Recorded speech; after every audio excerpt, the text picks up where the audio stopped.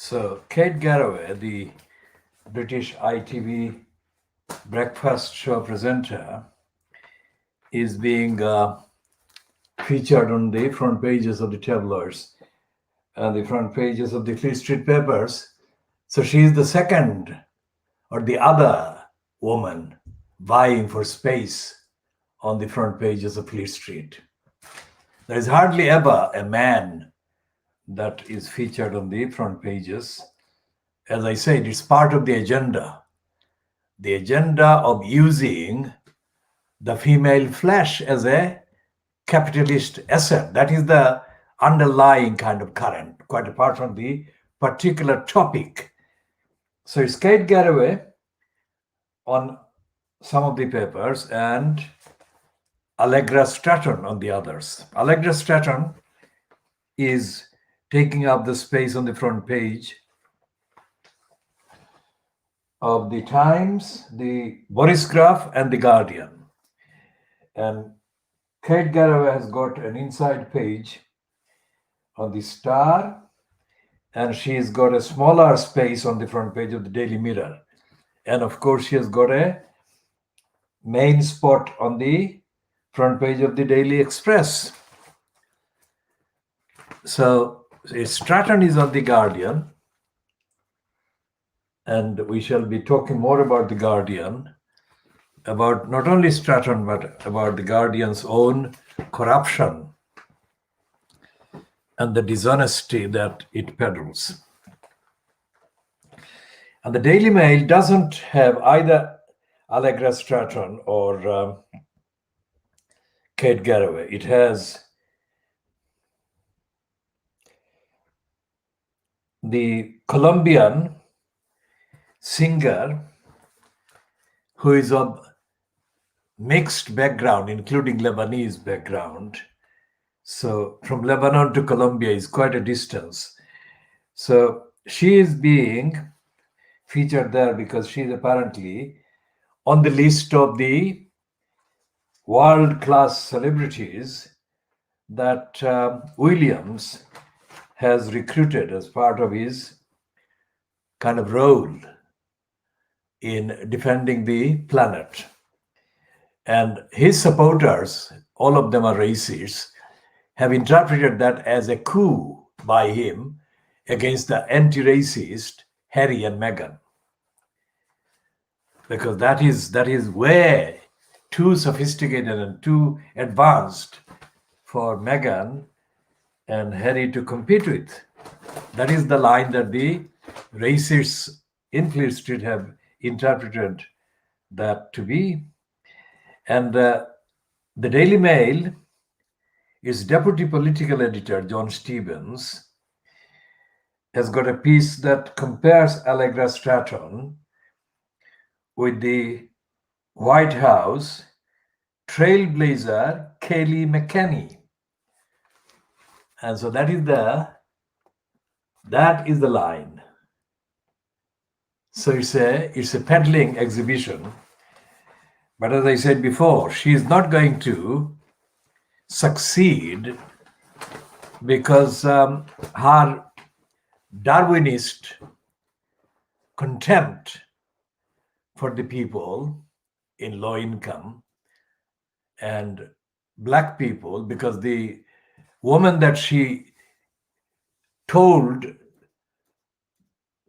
frankly not to have had children or not to have kind of had thought about this having children, if she couldn't afford to have children and couldn't afford to have the money to live in their own house without having any recourse to public support, that is the housing benefit, was a black person in Tower Hamlets. So Allegra Stratton in 2012, when she admonished this black young mother who was already working for Tower Hamlets Council, and it tells you a lot about how low the Tower Hamlets Council is in its estimation of people who work for it. How was it the Tower Hamlets Council was paying this woman so little money that she had to have housing benefit? and she couldn't afford to pay the rent otherwise. As I said, Tower Hamlets Council is one of the most corrupt and, in context, most racistly corrupt councils, where the benefits manager is a known lifelong crusader, racist, liar, and criminal called Steve Hill. And Steve Hill has been given exemption, impunity from accountability for the serial crimes that he commits every single day of the week.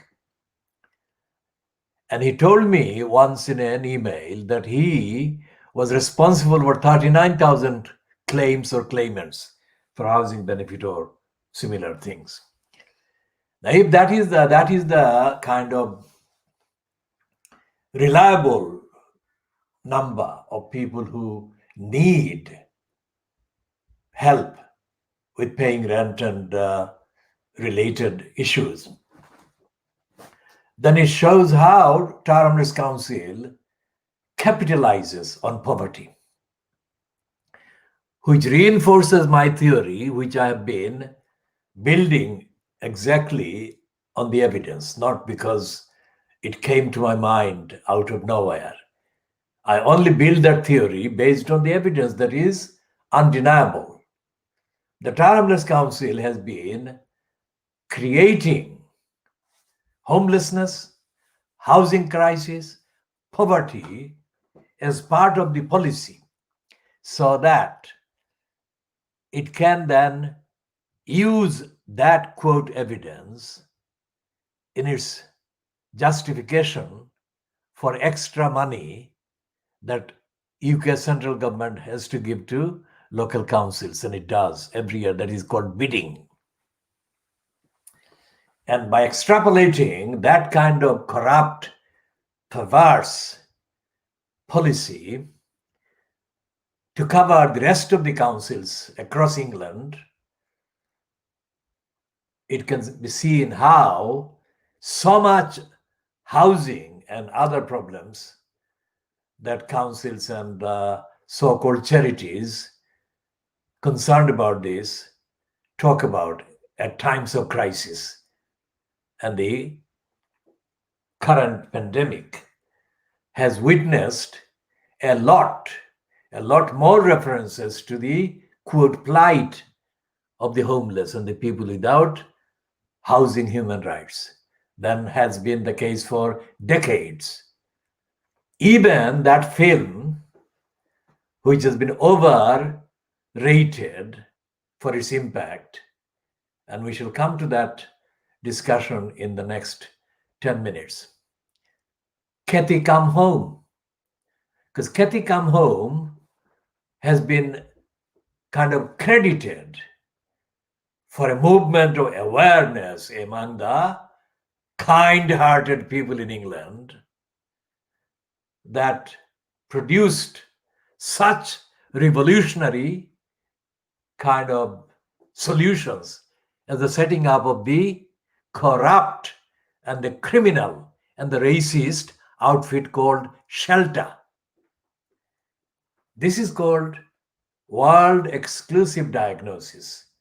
So if you hear these kind of phrases, you know that you are actually listening to or watching a world exclusive analysis of life in the UK under the serial corrupt, crooked regimes that you won't hear about, most certainly not from the BBC's World Disservice. I have called it World Disservice because it's broadcasts, mainly the radio ones, because internationally, access to the radio is easier than access to television. And I am a recipient of a lot of lying garbage from the BBC World Disservice over many years. And every time I suffered an item, I was enraged to the point where I needed a platform to actually give vent to my outrage, but there was none.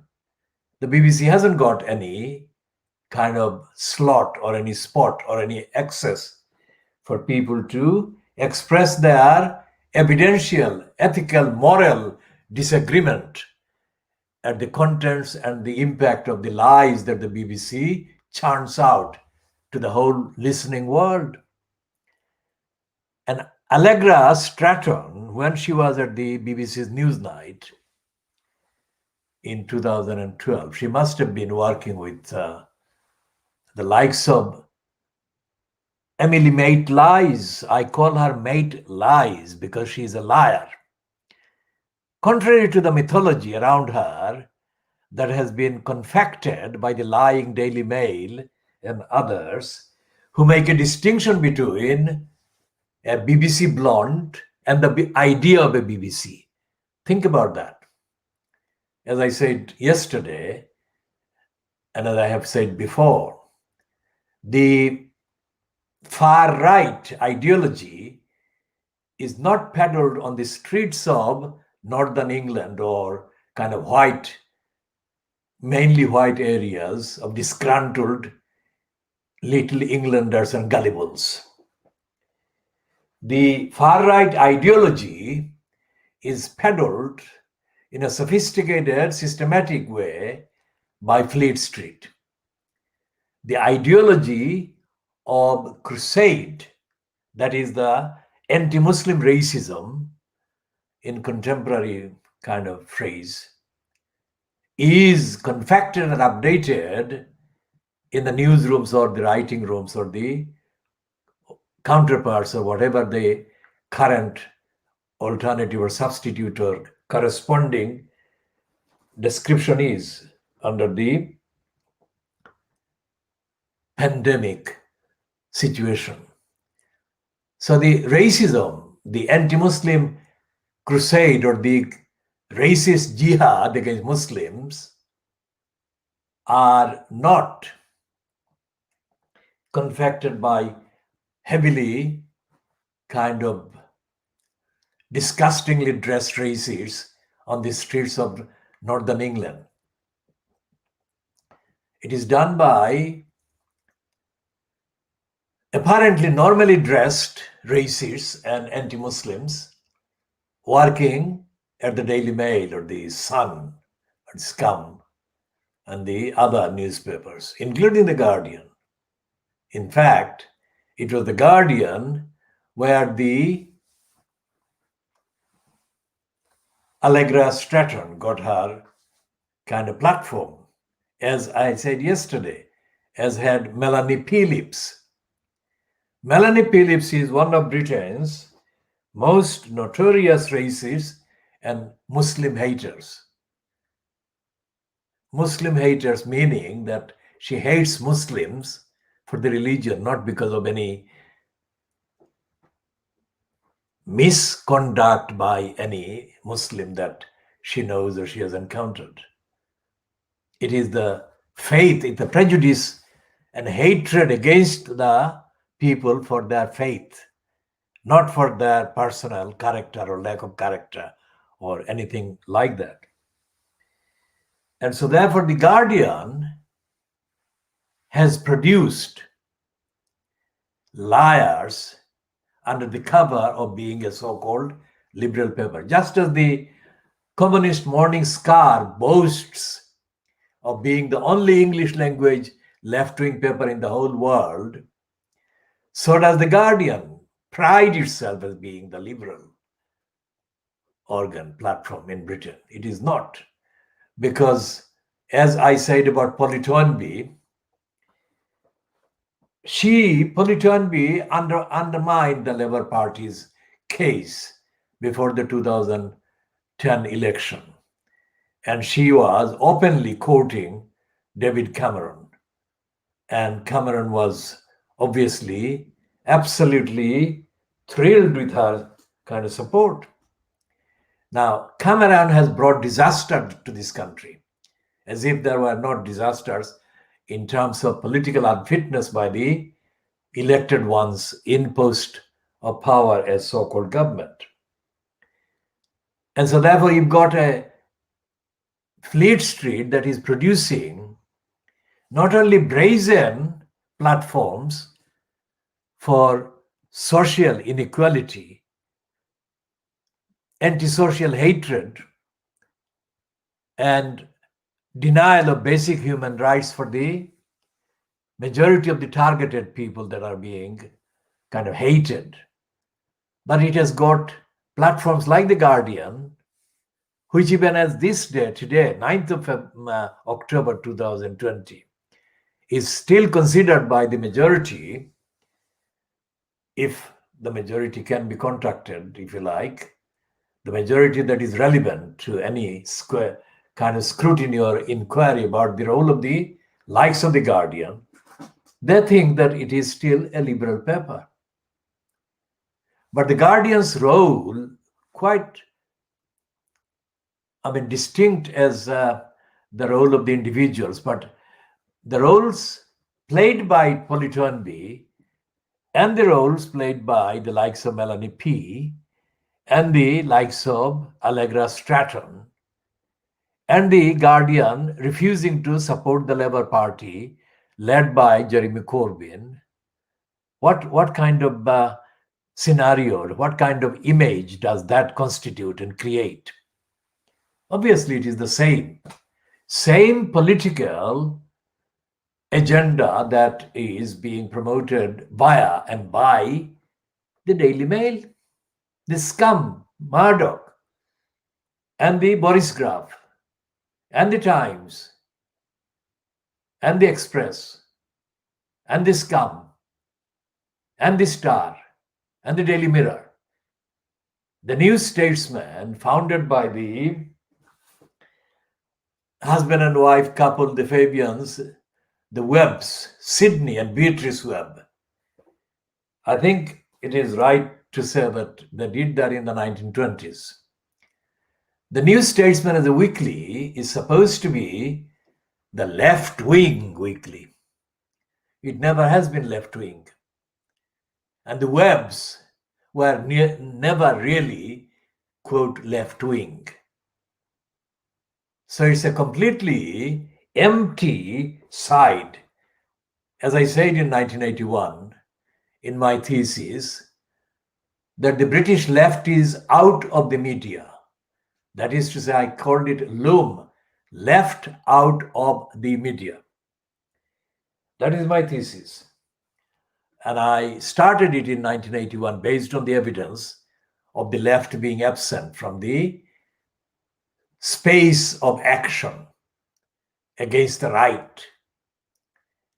And so 1981, there was no mention of Corbyn at that time.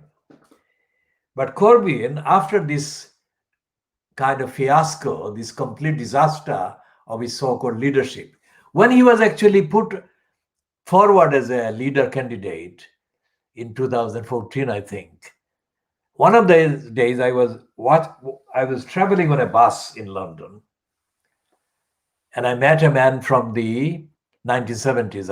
I have known him since the 1970s. And this man is completely lacking in kind of social decorum and whatever. He will say most indiscreet things and most stupid things in public, but I know him. And he said that he was a member of the Communist Party, or he had been. And on that day, I was carrying a copy of the Morning Star, which had a big feature on Corbyn as one of the leader candidates or contenders. When I saw that, I knew that they were completely wrong. They were going to waste several more years of work that needed to be done to dislodge the Conservatives. It isn't because I thought that the status quo, the right-wing kind of middle ground of the Labour Party was acceptable. But looking at the details of Corbyn's kind of endorsement and knowing that the previous 30 years or so, let's say, that I had studied Corbyn as I had studied the liar Ken Lying Still Livingston as MP, and as I had studied or had to study other assorted kind of members of the group that the Communist Party Morning Star gave platforms to from time to time, I knew that Corbyn didn't have substance, the political knowledge. And that is what I was objecting to, not that he was too left-wing or he was kind of dedicated to any ideology. Before I could associate Corbyn with any ideology, I had to look at the ability and the skills of the man, and the man had no skills or the abilities to the level that anyone kind of standing or seeking to stand as leader of the Labour Party needed to have. And 5 years later, we are talking now in 2020 when we have got lumber, the society, I mean, when I say we, society in Britain that needs a real alternative to the cons is lumbered with Keir Starmer. And that is not leadership. That is not an alternative. That is not an answer to what the country needs from the disaster that the Conservatives constitute. So therefore, when I go back to the overly pleased smile on the face of Allegra Stratton, who must have been photographed yesterday somewhere in the vicinity of number 10 Downing Street, but we come to know about an address now from the Telegraph today called number 9 Downing Street. I never heard of number 9. There must have been logically a number 9 and number 8 and number 7 or whatever, but it never featured in anything that I have read. The only two numbers in Downing Street that people have been aware of are the number 10 and number 11. 11 is the one where the finance minister in the UK government has the official residence. But that doesn't necessarily get occupied by the finance minister. But that is a footnote kind of comment. Essentially, Allegra Stratton being beaming in the pictures is not a justifiable beaming. I mean, this is not justifiable because the society in this country doesn't need a Darwinist, somebody who has contempt for the poor people or people in poverty and low income. And the fact that she has been given this kind of publicity by the likes of the Guardian joining the Boris Graf and the Times and the I newspaper, which is also giving her exposure in the same way, shows that these papers are wrongly edited. These are misedited and they are stupid.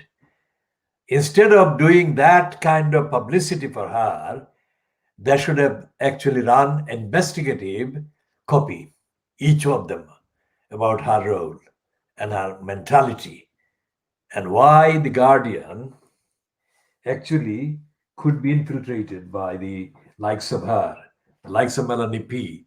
And nobody knows just how many Allegra Strattons, that is, people who with contempt for the people in poverty and kind of low income, are still operating through the platform of the Guardian. Now, the Guardian is very easily, in terms of narrative, in terms of agenda, mess up, can be compared with the Channel 4 news. Well, quite apart from the Channel 4 television, which we shall come to in a second, the news is completely all over the place. And the political editor at Channel 4 News is a right-winger. In effect, he may not say he's a right-winger, but he is. And although I am not a fan of Michael, this guy that Michael Creek used to be a political reporter on Channel 4 News.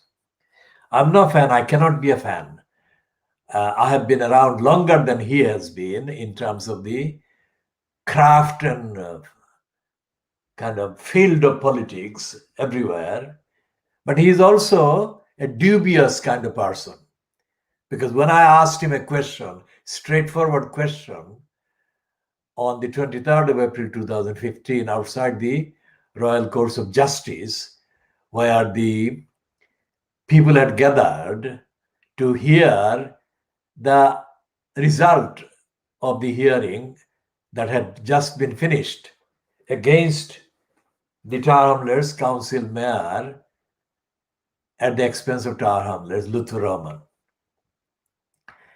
And when I noticed Michael Creek for the first time I had done that day, he looked very much like a diminutive person, not far from John Biggs, who was not far from him at the time. And Michael Creek physically was struggling to get away from me when I was trying to ask him questions. Now, why do they feel that when they're asked questions? And I have found this consistently among this kind of so-called alternative or radical or independent-minded British journals. I mean, these people don't have the moral kind of substance to face up to questions. And this goes back a long time, long over decades. Now, the Channel 4 News and the rest of Channel 4, as I said, I was one of the campaigners for a fourth channel. I wasn't officially listed with the officially listed personnel, but I was a campaigner out in the community advocating for an alternative to the BBC's monopoly in terms of telling lies and hiding the truth. So the BBC had one channel and then two channels, and then the third channel was ITV at that time in the 70s. So we campaigned for a fourth channel. And the basis, the rationale for the campaign was to have available a platform that told the truth instead of hiding the truth from the public. So I never did the campaign. I never do any campaign as part of my calculation to get myself something. It is pure and simple morality and the evidence for the whole of society and humanity. That is the whole point.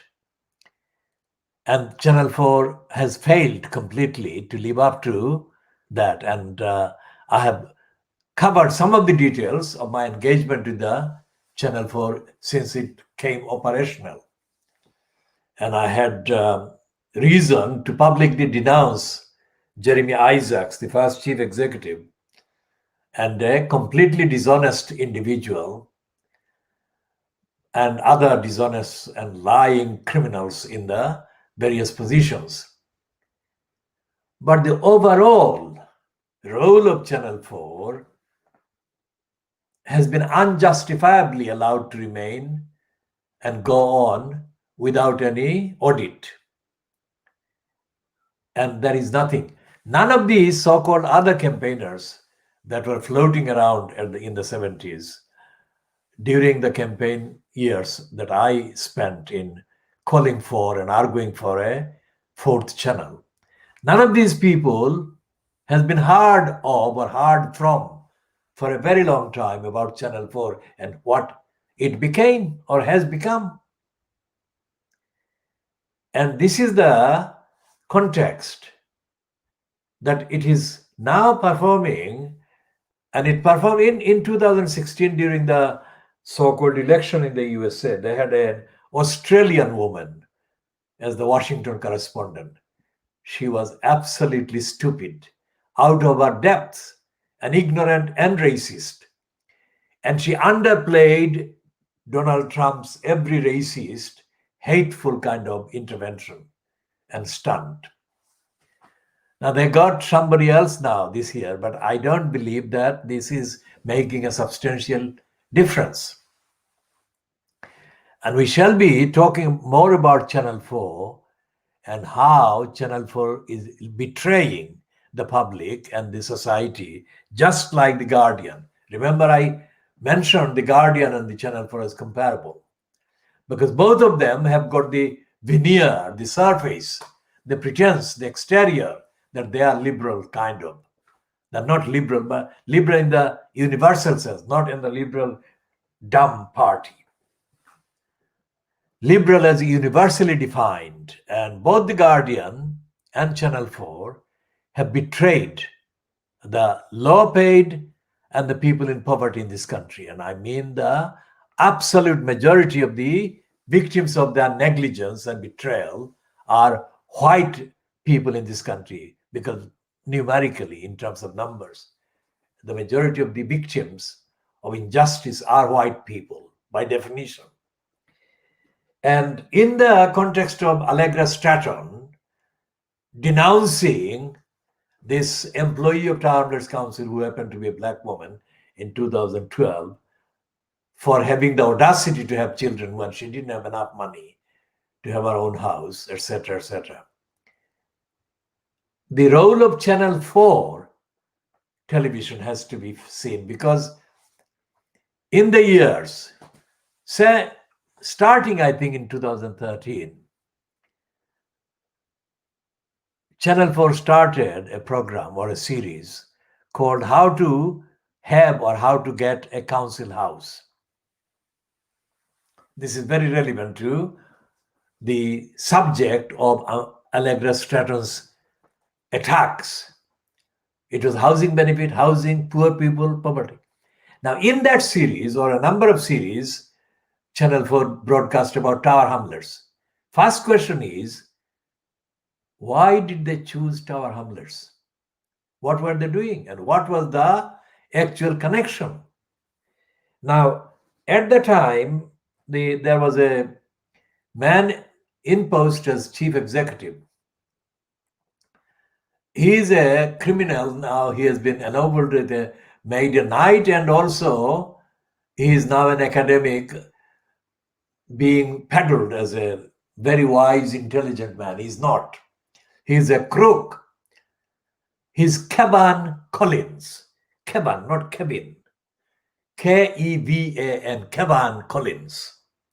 Kevan Collins was a school teacher in Tower Hamlets, and he somehow kind of manipulated his way into the post of chief executive in Tower Hamlets Council. And when he became a chief executive, he was, as part of the quote procedure, also the returning officer. That is, he supervised the elections, etc. And elections include referendums. And he was in post when this corrupt conspiracy to foist an elected mayor on Tower Hamlets population was hatched up, and the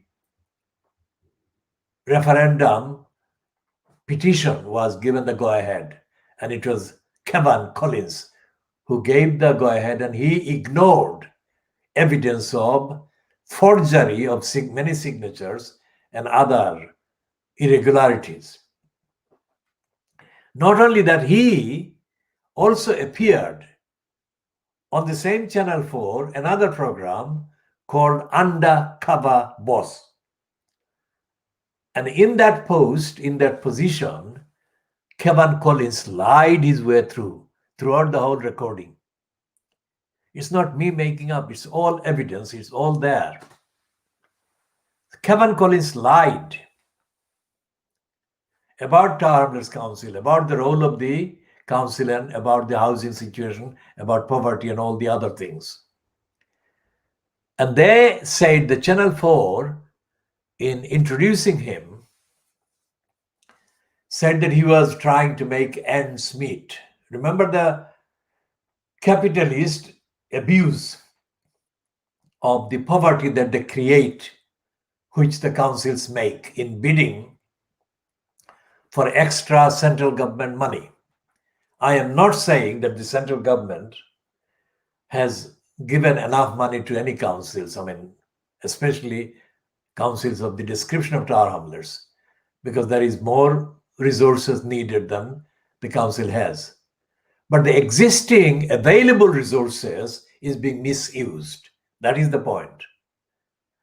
And he was being credited for trying to be smart in delivering the same quality and the same extent and same volume of service to the people in most need of service that he would have been doing if he had more money.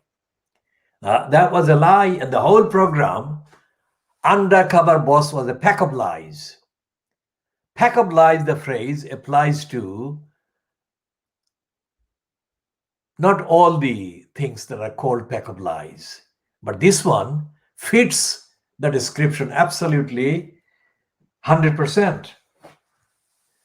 And Kevin Collins not only lied there, and he also impersonated a man called Colin Cormack, who was standing next to him when they were both being filmed at the housing options office or building based in the Roman Road in Bethnal Green. So Colin Cormack and Kevin Collins. And Kevin Collins introduced himself to camera as Colin. Now, his name is not Colin. The man who is Colin standing there, and he did not object to it. He knew that Kevin Collins was not called Colin. So throughout the whole program, Kevin Collins was allowed to lie about who he was, what his name was. And we shall be discussing that more. But on that occasion, Colin Cormack was already engaged in continuing to lie about housing. And the details of Colin Cormack's history of lying directly implicate Lutfur Rahman, who knowingly allowed Colin Cormack to lie and was colluding with Colin Cormack's lying, while Lutfur Rahman was in post as the so-called mayor in the name of tar hamlers. Any viewer confused about the role of Channel 4 may be forgiven for being confused, because the reason why I'm discussing all of this is to show that Channel 4 did two programs. One, how to get a council house, and one, the Undercover Boss, both about tar hamlers, and both programs were done by excluding any participation by any of the elected councillors or even by the so-called elected mayor on the record. Now that was disgraceful and anti-democratic and unprofessional and totally wrong. So who confected the agenda? And the answer would be that it was done with the knowledge and participation of Lutfur Rahman himself. And Lutfur Rahman, as anyone who knows about Lutfur Rahman's 5 years, or 5 calendar years in that corrupt and corrupting post, would also know that Lutfur Rahman never answered any questions in the so-called full council meetings. That in itself is not an exceptional thing, because the one that is answering the questions or has answered some of the questions, John Biggs, doesn't make any difference because Biggs is a liar as well. So the fact that Lutfur Rahman was not answering any questions in itself is not exceptional. But the fact that he refused, or he managed to stay out of being interviewed for the program, the two programs, or two lots of programs about tar hamlers, about housing, about poverty, shows that Lutfur Rahman was as corrupt as anyone else, or he was even more corrupt and dishonest. Nothing to do with the voting kind of petition that was brought against him. I'm talking about something other than that. Something that was not covered, has not been covered by the election petition against him. And this is part of the world exclusive diagnosis of Fleet Street. That is a diagnosis of Channel 4 and Channel 4 News, along with the diagnosis of The Guardian, and along with the diagnosis of the prominence given to Allegra Stratton as the new face from next month, apparently, of Boris Johnson's cabal. She will be the main focus, the central attraction at the televised press conferences every month. And it is completely, absolutely unjustified, because that is not what the public need. The public need is for the truth to be told and for competence to be demonstrated in the behavior of the government in serving the community with the services that are needed by the evidence of the needs. And there is nothing in any of the papers today, as there has been nothing in the previous days, where they have published all kinds of stuff apparently about the virus, about the pandemic, but actually spinning their way, spinning for Johnson, spinning for Johnson's cabal. And this is a story that on page 2 of the Sun today says, North Shore MPs to get £3,000 rise. Commons pay chiefs have sparked fury by ploughing ahead with plans to hike stay-at-home MPs' salaries by more than £3,500. £85,000 MPs' total pay if the new safety salary rises are agreed. So this is a kind of, it's a typical tabloid kind of tittle-tattle. It's not really questioning the corruption in the system, the lack of accountability. It's like that they are running this as a kind of one-off. It's not a one-off. The whole setup in the so-called Palace of Westminster, the so-called Westminster Parliament, is corrupt at every stage. Everything is corrupt. And it is evident in the staging of the Prime Minister's questions, as I've said before. It's a joke. It's a denial of the truth and the evidence and accountability. The format is unaccountable. The format is way away from anything that could lead to the evidence being forced out of Johnson. But there is no forcing.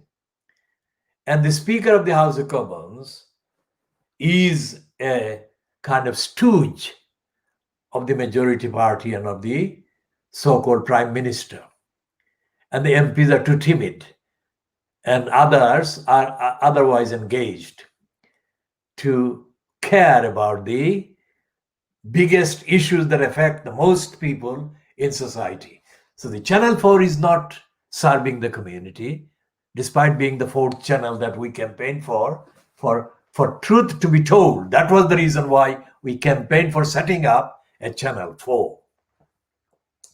Channel 4 News is not presenting the truth because the political editor, Gary Gibbon, is a complete, absolute liar. Now, I'm saying this in the knowledge that he will see it or he will hear of this. I challenge him to deny what I am alleging, claiming against him. So this, and also Cathy Newman. Cathy Newman is a far-right kind of warmonger. When she interviewed Joe Swinson and Ed Davey, she asked them without any apparent preparation, what would they do? Would they press the nuclear button. And both of them at once said that, yes. Now the question for Kathy Newman is why? Why did she think that was a question that needed ever to be asked of any candidate? What was her reason for asking for the destruction of millions of people's lives, massacres, genocide? Why? That is not why Channel 4 News was established, or Channel 4 was established, or any news outlet or media organization is established. Why would they put this question to any candidate, any politician? Instead of asking that, they should have asked, and she should have asked, how to end the nuclear arsenals. Because there is no way, that is not anything that should be even allowed, allowed to stay, nuclear weapons. Why didn't she ask them questions about poverty in the continents of Africa and Asia? And why were those continents still suffering from poverty? Why were the people from these continents having to leave their homes for Europe, for asylum? When will they do that? The Guardian doesn't ask this question. The Channel 4 doesn't ask the question. Newsnight never asks this question. And so therefore, what we are looking at in the behavior of Fleet Street and the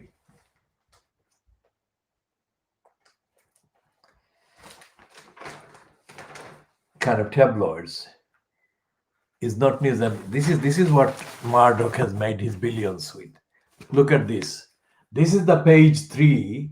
I mean, the contents, the caption, and the pose. I mean, this is not news. So Kini Bikini is a bit teeny. I mean, this is completely out of order. And that's how Dirty Digger has made billions, by entrancing the gullibles.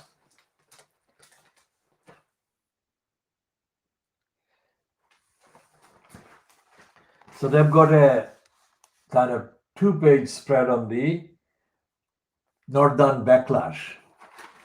So there is not a backlash. This will not last, because the people in the North are not organized politically or socially.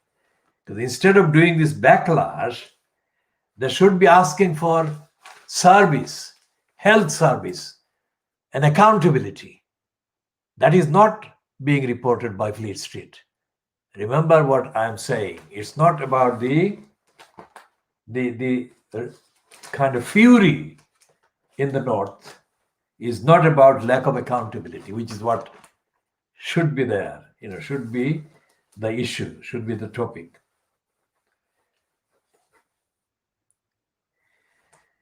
And they've got a topical kind of thing about John Lennon being 80 if he were alive today.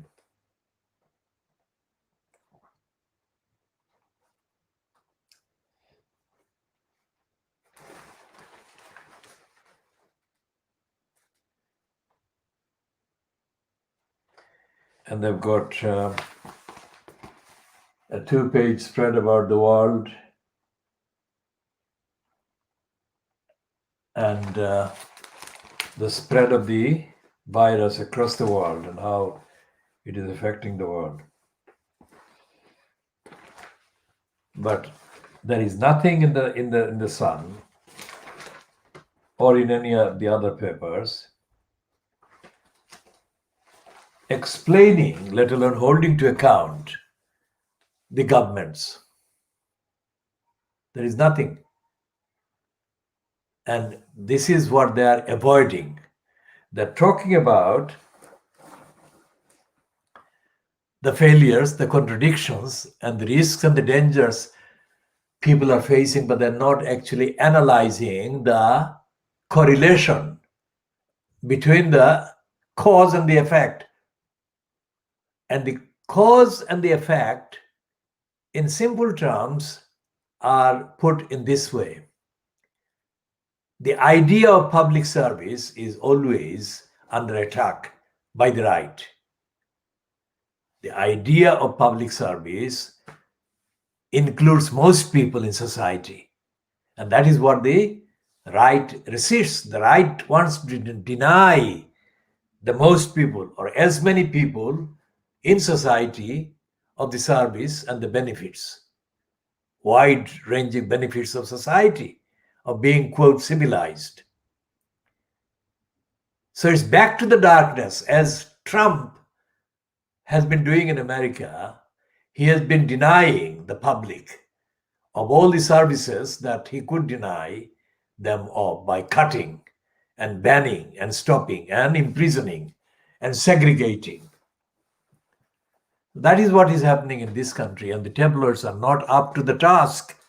They say they are concerned about the people, but they are not. They are betraying the people. They are lying to the people for the cabal fronted by Johnson and Gove and whatever. And now they are kind of on the page 3 of the newspaper. They are doing a thing about Allegra Stratton and calling her the face of Downing Street. And she is shown in this same picture.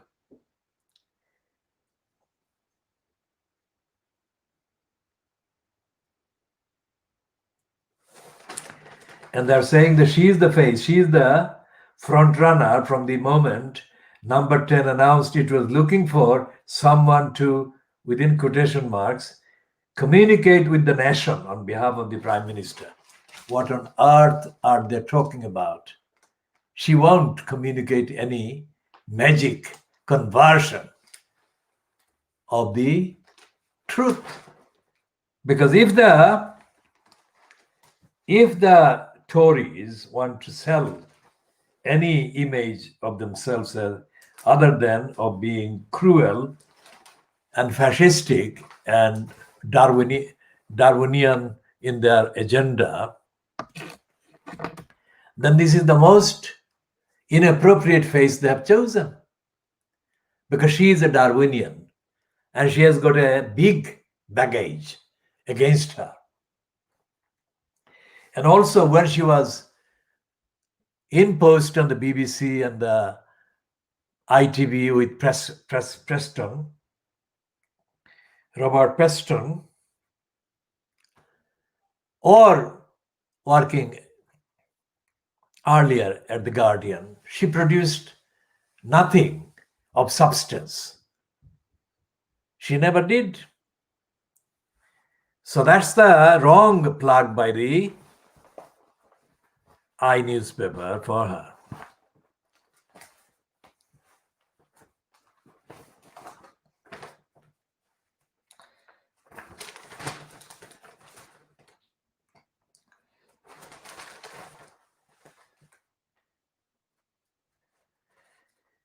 And the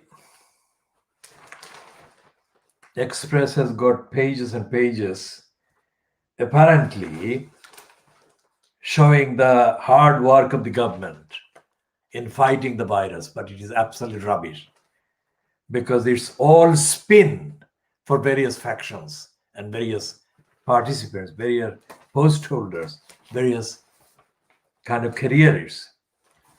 And all of these papers are leaving the details, the facts, the evidence out of their coverage. So therefore, they're covering up for the failing government and the failing opposition. Because apart from the fact that Starmer has responded to the announcement that Allegra Stratton is going to be the face of the Prime Minister's televised news conferences, so-called, that he will have his own monthly news conferences. Apart from that, Starmer has not addressed anything of substance. As I have said, the criteria set currently, at least so far, is to be found, or are to be found, the criteria, plural, are to be found in the 1 minute that Ed Miliband actually addressed the House of Commons and targeting Boris Johnson on that Monday. That is where the kind of template lies. That should be happening every day.